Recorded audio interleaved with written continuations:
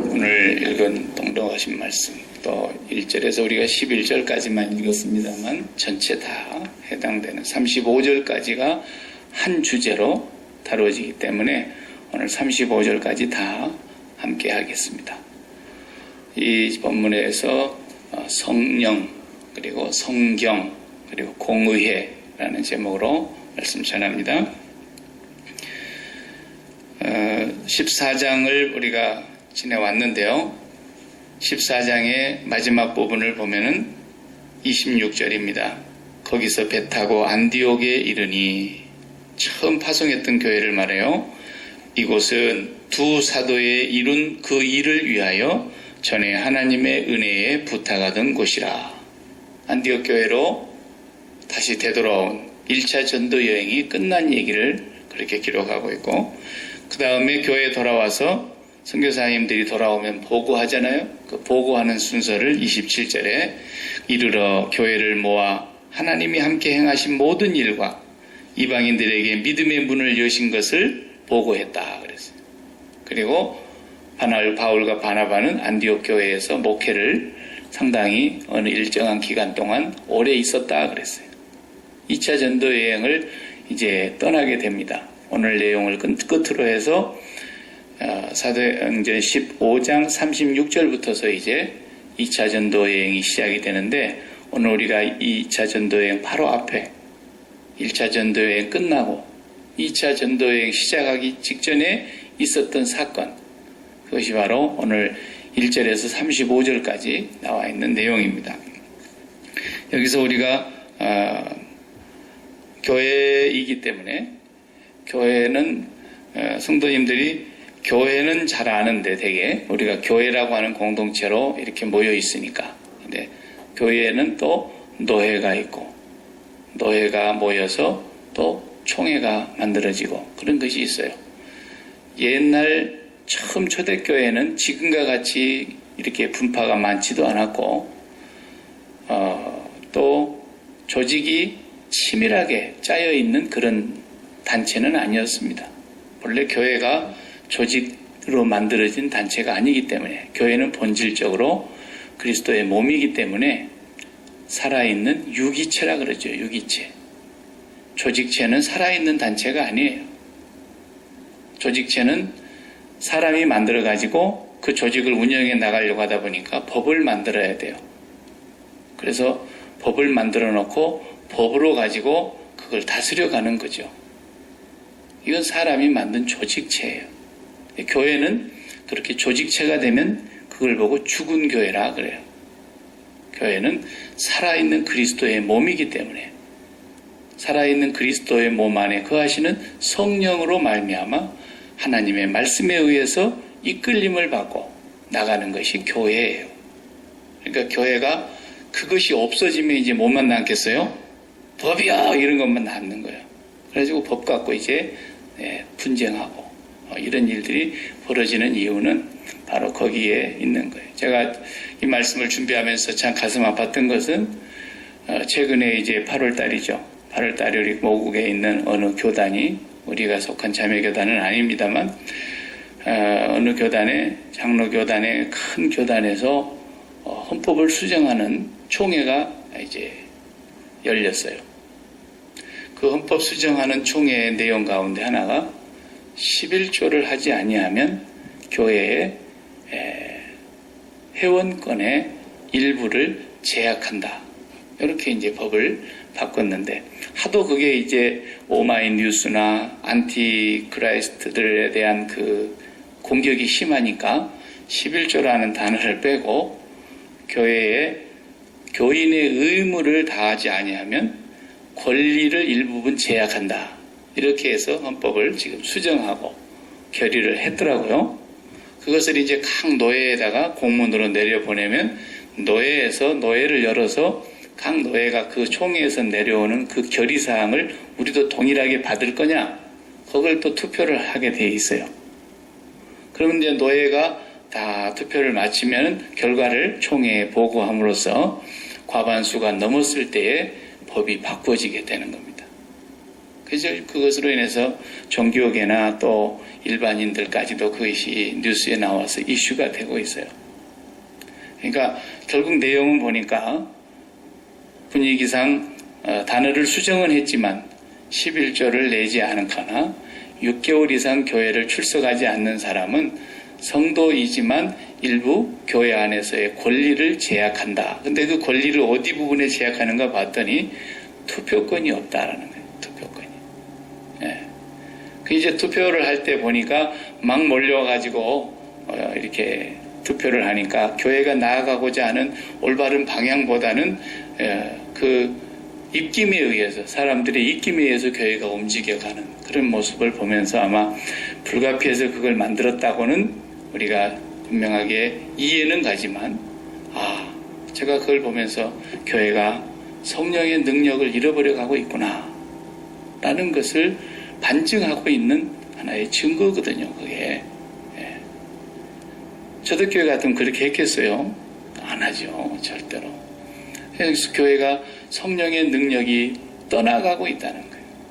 성령과 동행하고 있지 않다라고 하는 것을 반증하는 것들이에요. 그런 것들이 바로. 그래서 교회에서 법이 너무 강력하게 막 지배를 하면은 그 교회는 이미 은혜가 상당히 멀리 간 그런 상황이 되고 마는 겁니다. 오늘 본문도 굉장히 중요한 내용이 담겨져 있어요. 최초로 예루살렘에서 교회의 대표자들이 모여서 회의를 합니다. 그걸 공의회라 그래요. 예루살렘 공의회. 최초의 회의예요. 이것이 오늘날 세계 모든 교회들이 연합하여 있는 그런 각 교단마다 총회가 있고 그 총회의 하나의 그 밑그림이에요. 이게 기반이 됐던 모임이에요. 그래서 이 예루살렘 공의회가 모이게 된 이유는 1절에 나오죠. 왜 모였는가? 안건이 생긴 거예요. 교회에 중요한 안건이 생겼어요. 그런데 교회가 이걸 해결을 못해. 분쟁이 일어났어. 분쟁이 적잖이 심각한 분쟁이 일어났어요. 오늘 본문에서 그걸 우리가 한번 보십시다. 어떤 사람들이 유대로부터 내려와서 형제들을 가르치되, 그러니까 예루살렘 쪽에서 이 안디옥으로 어떤 사람들이라고 이름만 기록이 안 돼 있는데 아무튼 지도자격에 속한 사람들인 것은 분명해요. 유대로부터서 지금 안디옥으로 내려와 가지고 형제들을 성경을 가르치는 거예요. 그런데 뭐라고 가르쳤느냐면 너희가 모세의 법대로 할례를 받지 아니하면 구원 얻지 못한다. 이렇게 가르친 거예요. 이게 진리예요, 아니에요? 진리가 아니죠. 그러니까 이건 바울과 바나바는 지금 1차 전도여행을 마치고 이방인에게서 하나님의 역사하신 것들을 그렇게 많이 보고 왔는데, 그리고 예루살렘에 있는 성도들도 그 소식을 다 이미 들었는데, 교사들이 내려와가지고 성경을 가르친답시고 하는 말이 너희들이 아무리 그래도 모세의 법대로 할례 받아야 된다. 그리고 모세의 율법을 지켜야 구원을 얻는 것이지. 그러면서 요 이방인들을 무시했단 말이죠. 이방인들이 예수 믿고 돌아와서 그리스도인이 됐고, 유대로부터 내려온 사람들은 유대인이었다가 예수를 믿고 그리스도인이 됐고, 똑같이 그리스도인이 됐는데 한 사람은 유대인이요, 한 사람은 이방인이란 말이에요. 그러니까 유대인 쪽에서 내려온 교사가 이방인 쪽에 있는 이방인 크리스찬들에게 모세의 법대로 행하지 않으면 안 돼. 그러니까 예수만 믿어갖고는 안 된다는 얘기를 지금 그렇게 한 거예요, 우회적으로. 그러니 이런 문제가 쉽사리 넘어갈 수 없는 문제죠. 왜냐하면 이건 진리냐 비진리냐의 문제이기 때문에. 그러니까 예배 끝나고 밥을 먹을까요? 빵으로 먹을까요? 이런 걸 가지고 교회가 느느나 그러면 안 돼. 그런 건 그냥 입맛대로 먹는 거지. 그건 그런 법이 없는 거예요. 그렇죠? 그런데 그런 교회가 있는 걸 저는 봤어요. 제 친구가 목회를 하는데 예배 끝나고 밥을 먹는데 빵으로 간단히 먹을 거냐, 밥을 해서 먹을 거냐, 그걸 가지고 예배는 1시간 드리고 그 회의를 2시간 하는 거예요. 그래가지고 결론은 어떻게 끝나냐? 싸움을 하고 손가락질을 하고 그리고는 헤어지는 거예요. 그러니까 회의를 하면 할수록 뭐가 온다 그랬어요? 회의만 오는 거예요. 교회 가봐야. 그 교회가. 네. 그러던 교회인데 제 친구가 이제 어린 시절에 유년주일학교 때 저랑 같이 자랐던 친구인데 이 친구가 그 교회를 부임해 갔어요. 그리고 가서 보니까 예배를 끝나고 각자 선교회 모임을 갔습니다. 모임하는데 그러고 있더라는 거예요. 그래가지고 그런 사람들 그냥 되는 대로 내버려둬 버리고 열심히 그냥 하나님 앞에 목회만 했어요. 이 친구가. 제가 한국 갔을 때 한번 봤더니 참 유명한 게 이름만 대도 내가 그 신뢰가 될까 봐서 그게 이름을 못 대요. 유명한 게. 그런데 지금은 너무너무 좋은 교회가 돼 있더라고요. 가보니까. 그 도시에서 제일 아름다운 교회. 그렇게 돼 있어요. 그 교회가. 참 얼마나 감사한지 몰라요.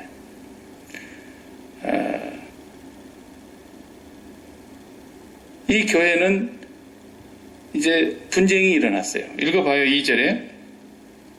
다 같이 2절.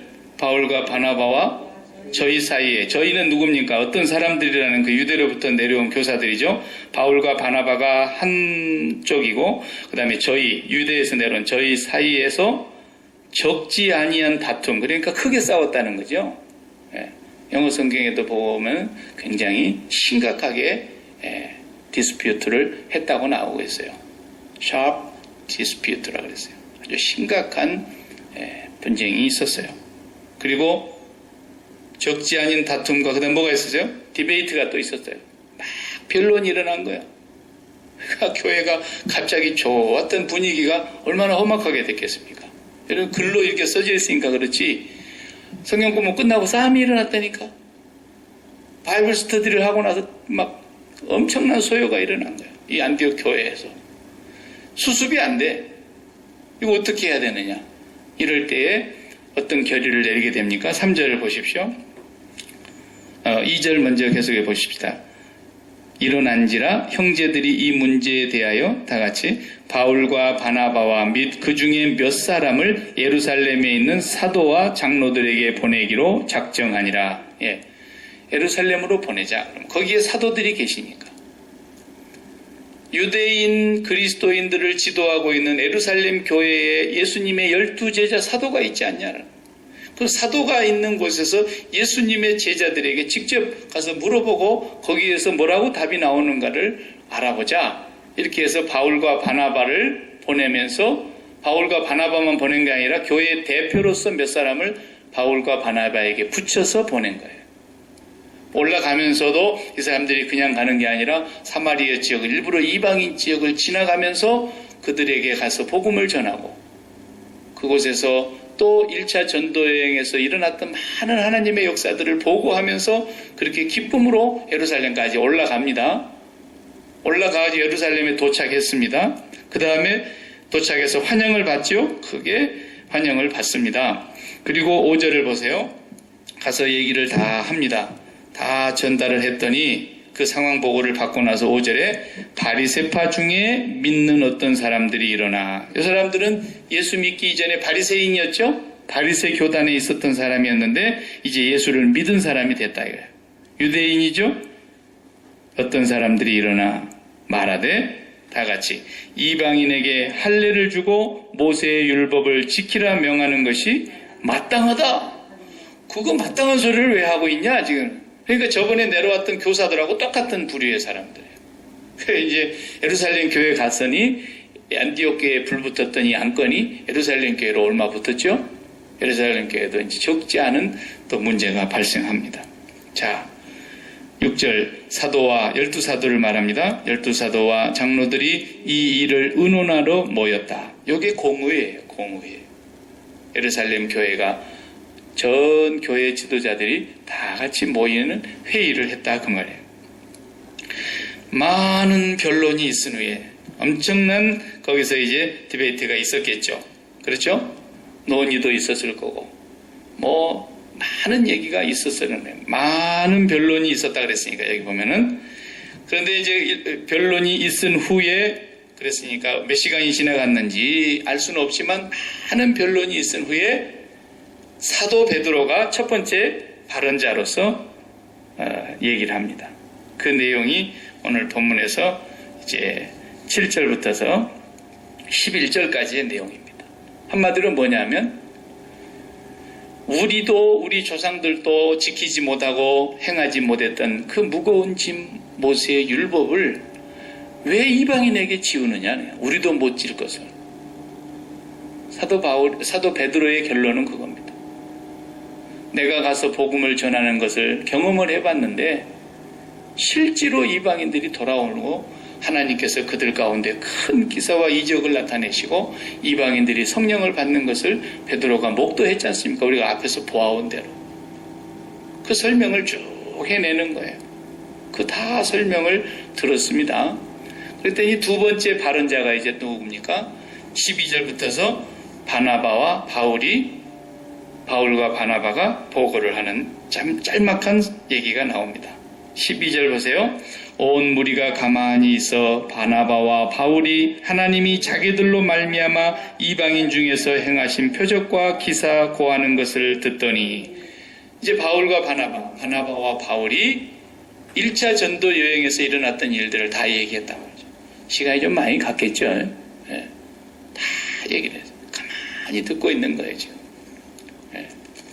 그 다음에 이제 세 번째 누가 일어섭니까? 세 번째 연사는 이 공의회를 지도하고 있는 체어맨, 총회장입니다. 예루살렘 교회의 감독으로 있는 야고보예요. 이분은 12제자 안에 들어가 있는 사도는 아니지만 누구냐면 예수님의 친동생, 주의 동생 야고보입니다. 그러니까 이 야고보는 본래 처음에 예수를 믿질 않았죠. 예수님의 형제들이 예수 안 믿었어요, 처음에. 그렇죠? 주님이 부활하시고 주님이 승천하시고 성령이 오신 뒤에 예수님의 그 형제들도 다 이제 주님 앞으로 돌아오게 되는데 그 주님 앞에 돌아온 사람 중에서 주님의 동생이었던 야고보가 예루살렘 초대교회의 감독이었습니다. 이분이 지금 회의를 주재하고 있는 앞에 있는 체어맨이에요. 그런데 처음에 베드로가 나와서 얘기하고 두 번째 바나바와 바울이 전도여행 갔다 왔던 보고를 하고 세 번째는 야고보가 일어났습니다. 자, 13절부터서 야고보가 대답하여 가로되 형제들아 내 말을 들으라. 그리고 14절부터서 굉장히 많이 얘기를 합니다. 야고보가 한 얘기는 21절까지입니다. 13절부터 21절까지 길게 얘기를 했어요. 그 얘기는 뭡니까? 첫 번째 14절 다 같이 하나님이 처음으로 이방인 중에서 자기 이름을 위할 백성을 취하시려고 저희를 권고하신 것을 시므온이 구하였으니 여기 시므온은 지금 베드로의 히브리 이름이에요. 시몬 그런데 시므온이라고 발음을 한 것이죠. 그러니까 베드로가 지금 앞서서 얘기했잖아요. 첫 번째로 그 얘기를 다시 한번 야고보가 동의를 하는 거예요. 앞서서 베드로가 말했던 것처럼 시므온이 얘기했던 것처럼 여러분들이 다 들었다. 그런데 15절부터서는 성경 말씀을 그대로 인용해서 가져옵니다. 성경 말씀 아모스에 있는 말씀이죠. 이후에 내가 돌아와서 다윗의 무너진 장막을 다시 지으며 그 퇴락한 것을 다시 지어 일으키리니 이는 그 남은 사람들과 내 이름으로 일컬음을 받는 모든 이방인들로 주를 찾게 하려 함이라 하셨으니 즉 예로부터 이것을 알게 하시는 주의 말씀이라 함과 같으니라. 그러니까 성경 말씀 구약에 아모스의 말씀과 이사야 45장에도 이 말씀이 있는데 이사야의 말씀과 이런 것들을 그대로 인용을 해서 야고보께서 봐라 성경에 그랬지 않느냐. 다윗의 장막을 다시 세운다는 얘기는 메시아 왕국을 다시 건설하는 때가 온다는 말씀인데 그 메시아께서 오시게 되면은 유대 사람들 가운데 남은 자들 바울이 로마서 9장에서 쓰고 있는 남은 자가 돌아온다. 이사야도 남은 자가 돌아온다. 라는 걸 렘넌트라 그러죠. 그 본래 원어는 렘넌트, 남은 자들이라는 요 사람들이 구원을 받게 되고, 그리고 이방인들 가운데서도 하나님을 알고 돌아온다 그랬지 않느냐.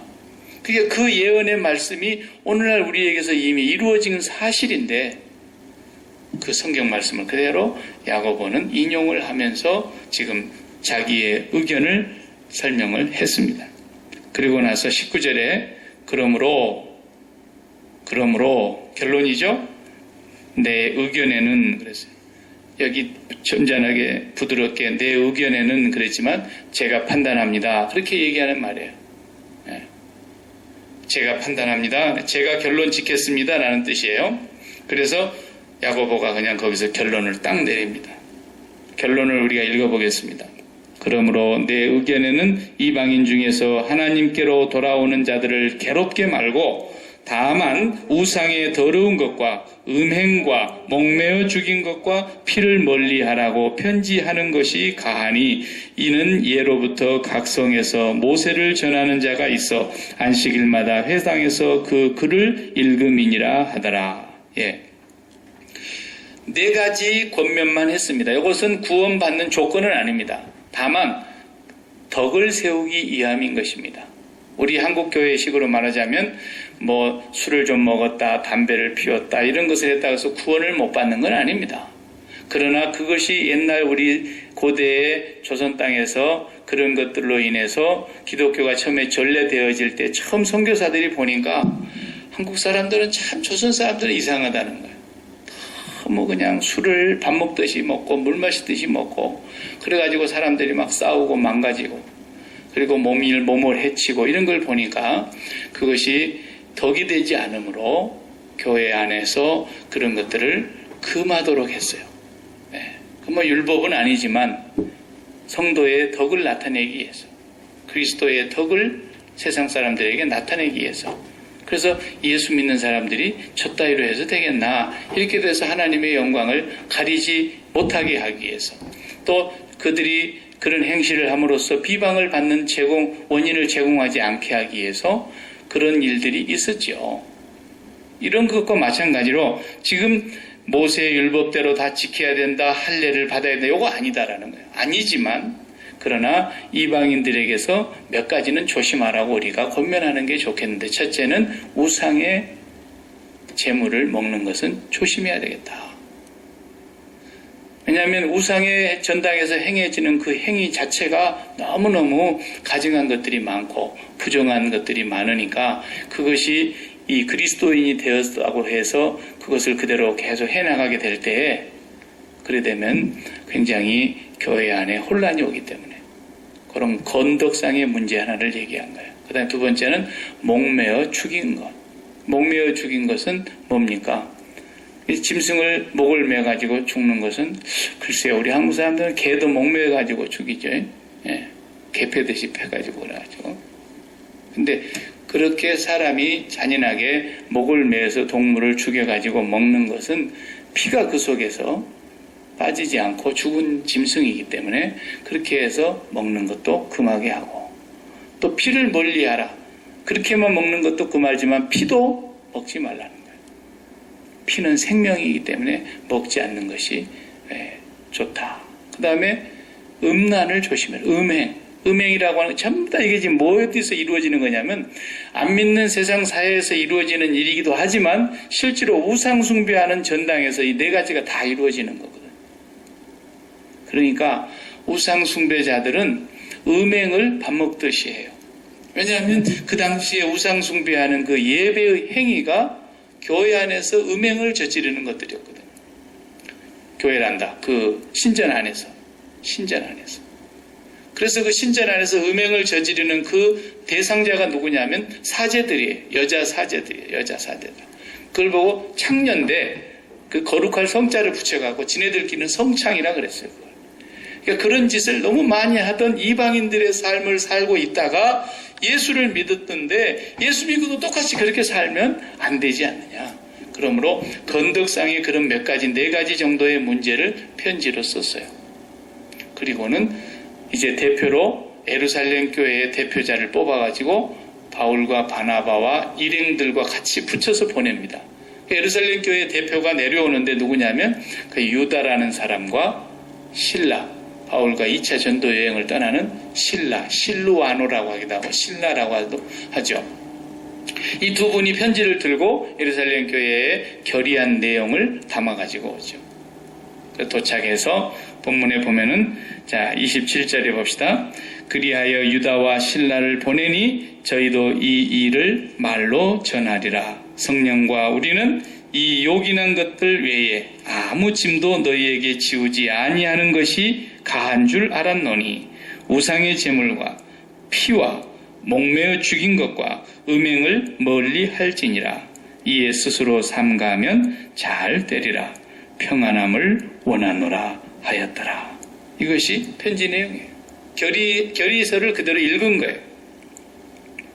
그래서 30절 저희가 작별하고 예루살렘 교회에서 이제 공의회가 끝났으니까 회의가 다 끝나고 작별하고 안디옥에 내려가 무리를 다 모은 후에 이 편지를 그대로 전하니 읽고 그 위로한 말을 기뻐하더라.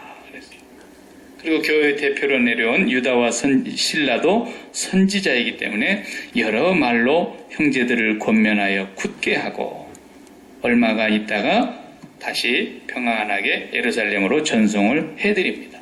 이 내용이 오늘 전체의 내용이 되겠습니다.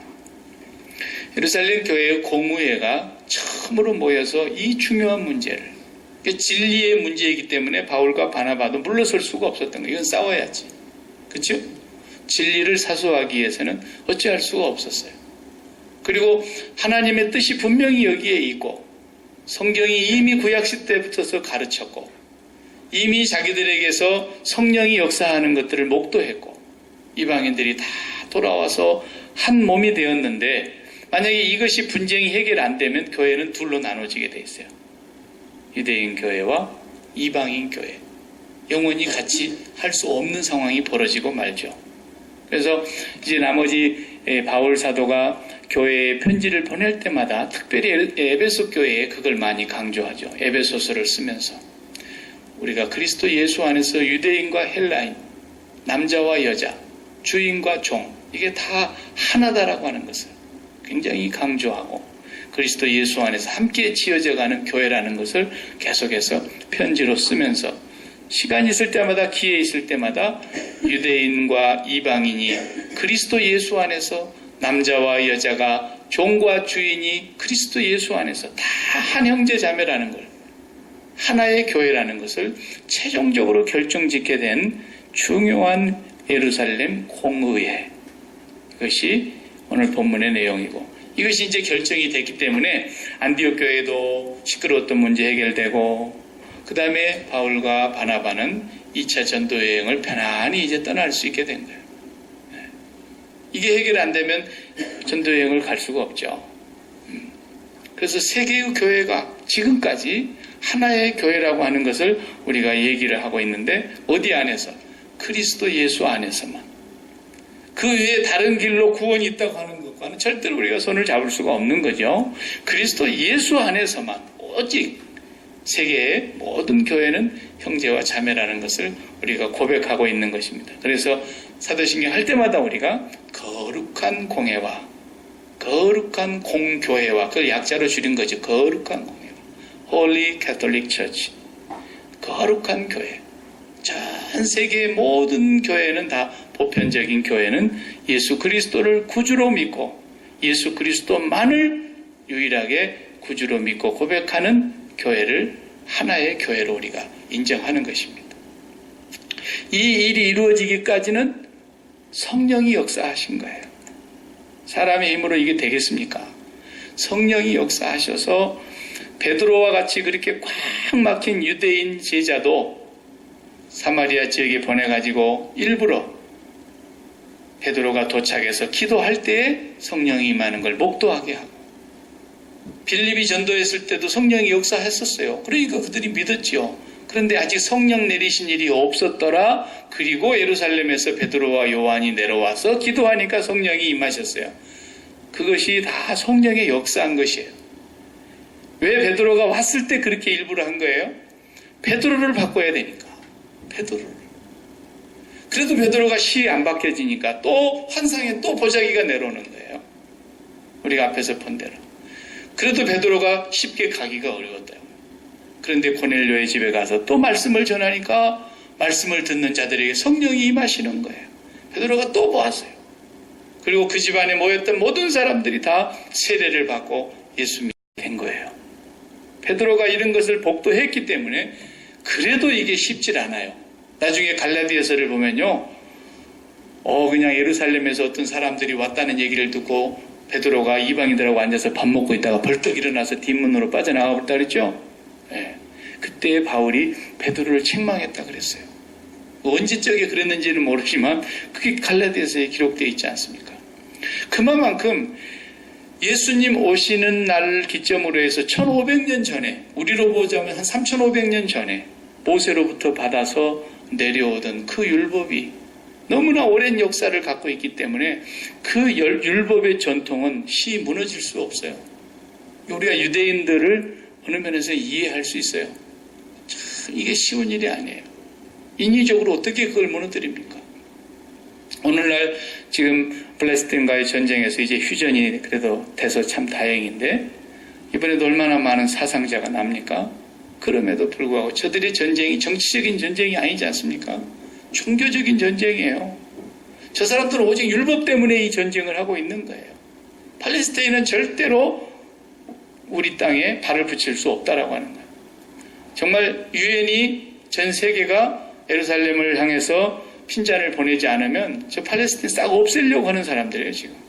아예 씨를 말려서 우리 주변에는 저 이방인들, 저 개 같은 인간들은 다시 발붙이지 못하게 해야 된다는 것이 유대인들의 1500년, 지금까지 3500년 동안 내려온 자기들의 종교적인 율법에서 배워진 신념이라고요. 신앙이라고요. 어떻게 그걸 막겠어요? 참 어렵습니다. 성령의 역사가 아니고서는 이게 무너질 수가 없어요. 로마서의 9장에서부터 10장, 11장에 이르러서 3장에 걸쳐서 사도 바울이 그 유대인들 자기 동족들을 향해서 안타까운 마음으로 글을 쓴 내용이 나오지 않습니까? 물론 하나님께서 분명히 거기 말씀대로라면 유대인들 중에도 남겨둔 사람들이 있단 말이죠. 이스라엘 전체가 구원받는다고 성경은 말하지 않습니다. 남겨둔 렘넌트들이 돌아오게 될 것이다. 그래서 성경을 보면은 할례를 그렇게 그들이 주장하지만 이 할례는 아무것도 아니다라는 거예요. 이제 할례는 뭐가 같으냐? 전에도 한번 그런 예를 한 것 같은데 폐 휴대폰과 같은 거예요. 폐 휴대폰. 저희 집에도 휴대폰을 이번에 이사하면서 보니까 휴대폰만 한 5개 나오더라고요. 예전에는 집에 전화기도 하나도 없어갖고 동네 전화기 하나씩 이장님 집에 두고 썼는데 우리 집에 전화기가 5개가 굴러다녀요. 그냥 쓰레기로. 쓰레기 더미에서. 근데 안에 보면 전문 뭐예요? 그거 빼버렸잖아요. 그러니까 폐 휴대폰과 같은 거예요. 율법은. 하나님 율법을 왜 주셨느냐? 율법을 주신 이유는 모든 상황 속에서 모든 사람들이 하나님의 생각과 하나님의 마음을 기억하라는 거예요. 지금 그 상황 속에서 하나님의 생각이 있으시다는 것을 율법으로 담아서 주신 거예요. 그래서 그 하나님의 마음을 항상 너희들이 마음에 같이 품고 있으라고 율법을 주신 건데 그게 전통이 수천 년 내려오면서 우리는 율법이 있다라고 폼만 잡았지 마음에 하나님이 없어. 입술로는 하나님을 믿는다고 하지만 마음에서는 이미 다 멀어진 지 오래야. 하나님을 사랑하라고 마음을 다하여 하나님을 사랑하고 하나님의 생각을 담고 살으라고 율법을 줬어요. 그리고 언제나 너는 하나님의 백성이야. 하나님 앞에 있다는 걸 명심해야 돼. 여기 흔적이 뭡니까? 그게 할례라는 뜻이에요. 창세기 17장에 아브라함에게 최초의 할례를 주시면서 네가 내 앞에 있다는 것을 항상 기억하고 살아라고 하는 증표로 주신 거예요. 그러니까 율법과 할례가 모세의 모든 법의 대표인데 이 율법과 할례를 통해서 매일매일 하나님을 사랑하고 하나님의 생각을 품고 하나님 앞에서 살라는 증거인데 이 사람들은 그것은 형식만 갖추고 있었지 아무도 그런 사람이 없었어요. 예수님이 와서 보실 때는 이미 그들은 독사의 자식들이 돼갖고 있었어요. 그러니까 우리 마음에 하나님을 사랑하고 하나님을 닮는 것, 예수님이 오실 때까지 율법을 통해서 그것을 하라고 주신 거라고. 그러므로 우리가 이 세상을 살면서 제일 중요한 게 뭐냐 하면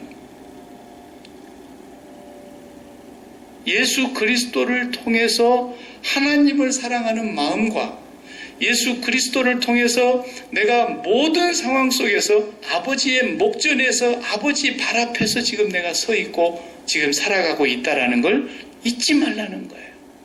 그걸 예수 그리스도를 통해서 완성시키신 거예요. 아무리 우리 인생에 최고 급한 일이 있어도요, 예수 그리스도 그 십자가의 죽으심과 부활하신 그 사건보다도 우리보다도 그것보다도 더 앞서는 사건과 급한 일은 없다라는 거예요. 이게 예수 믿는 사람이에요.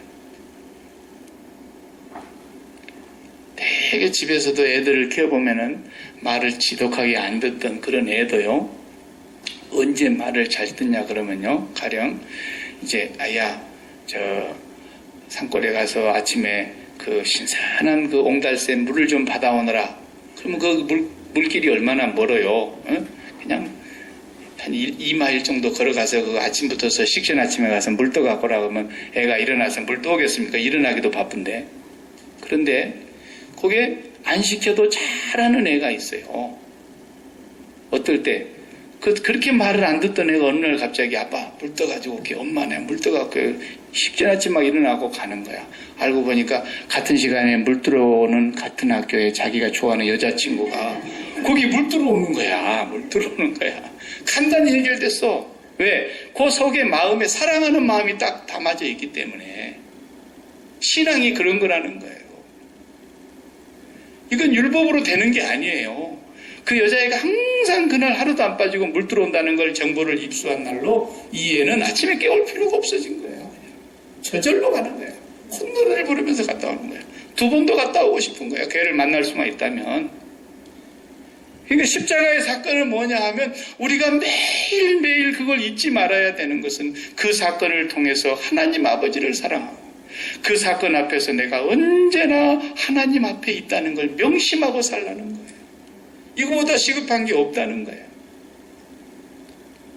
그 여자애를 만나려고 막 가고 있는데 길을 하나를 건너야 되는데 길을 건너는데 너무 좋아갖고 얘가 그냥 정신이 없어가지고 차 오는 줄도 모르고 그냥 막 가다가 차에 치여서 죽을 뻔했는데 어떤 사람이 그냥 그 애를 확 밀쳐가지고 차에 치지 않게 하고는 자기를 구해준 사람이구만 실족해서 넘어져가지고 차에 치여서 돌아가셨다 해봐요.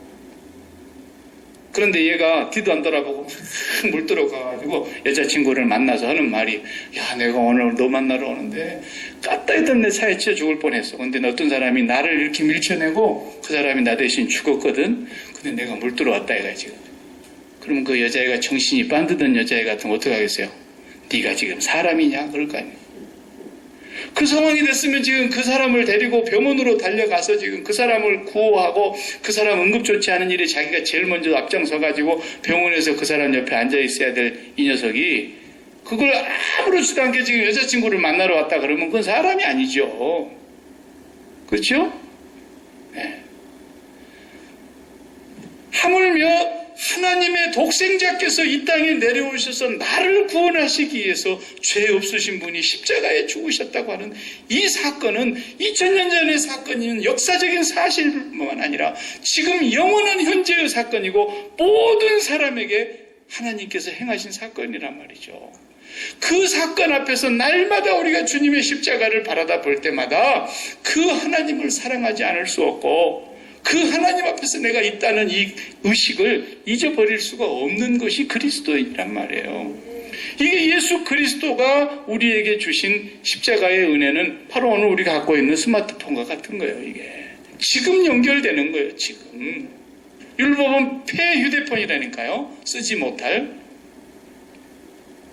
그래서 날마다 우리는 예수 그리스도를 통해서 하나님을 사랑하며 그 사건보다도 더 급한 사건은 없어요. 나에게 있어서. 그 사건을 생각하면서 하나님을 사랑하고 하나님 앞에 있다는 걸 명심하고 매일매일 하나님을 사랑하는 마음이 식어지지 않게 해야 돼요. 예. 그런데 이 유대인 크리스찬들은 그 하나님을 사랑하는 마음을 십자가에서 찾는 것이 아니라 율법에서 자기들도 지키지 못할 것을 남에게 지키라고 하면서 무거운 짐을 이방인들에게 지우는 이 일을 했던 거죠.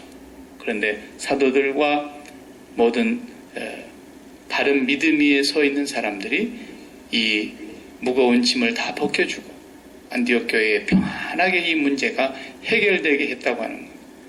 그래서 교회는 언제나 이렇게 성령의 이끌림을 받아서 십자가에 죽으신 예수 그리스도, 부활하신 그리스도, 그리고 보좌 우편으로 승천하신 그 그리스도를 날마다 우리가 잊지 않고 살아가면서 하나님을 사랑하고 경외하는 그 마음을 우리 마음에 꼭 간직하면서 우리가 한 걸음 한 걸음 움직일 때마다, 그래서 이 십자가는 혈압약하고 똑같은 거예요.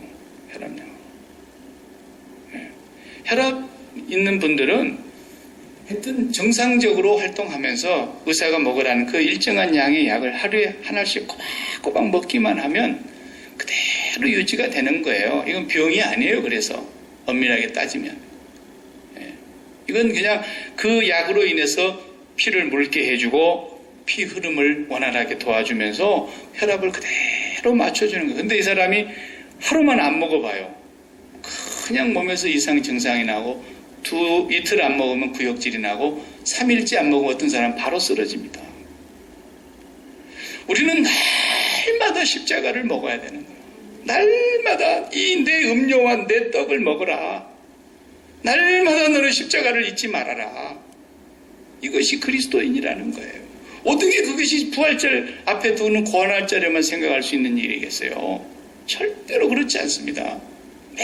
매일매일 혈압약 먹듯이 매일 매순간 주님의 십자가 앞에서 하나님의 사랑을 기억하고 하나님을 사랑하는 마음을 날마다 더 불릴 듯이 사모하고 그 하나님 사랑하는 마음 앞에서 하나님 앞에 있을 때 율법 이상으로 우리가 하나님을 섬길 수 있어요. 오히려 그게 기독교예요. 이 일이 이루어짐으로써 이제 교회가 힘을 얻고, 그것이 없어지면 교회는 뭐만 남아요? 법하고 조직만 남는 거예요. 이미 교회의 기능을 상실해버리는 겁니다. 더 이상 교회로서의 의미가 없어요. 그래서 교인의 의무를 다하지 아니하면 권리를 제한한다. 물론 세상에서는 그 말이 맞죠. 맞아요. 의무를 하지 않으면서 권리를 주장할 수 없죠. 말은 맞는데 교회는 그런 게 아니에요. 교회는 성령의 인도함을 따르는 것이 교회고, 그리스도의 십자가 앞에서 하나님을 사랑하는 마음을 갖고 하나님 앞에서 날마다 행하는 것이기 때문에 그런 의무조항, 무슨 법 이게 있어서가 아니라 그냥 하나님을 사랑하는 마음 속에서 내가 섬김이 나오는 거예요. 이게 성령의 사람이라는 거죠. 성령의 사람.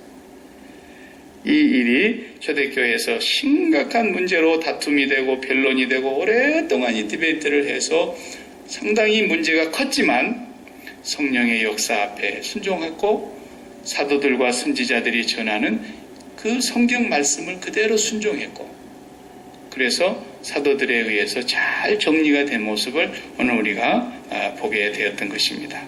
기도하십시다.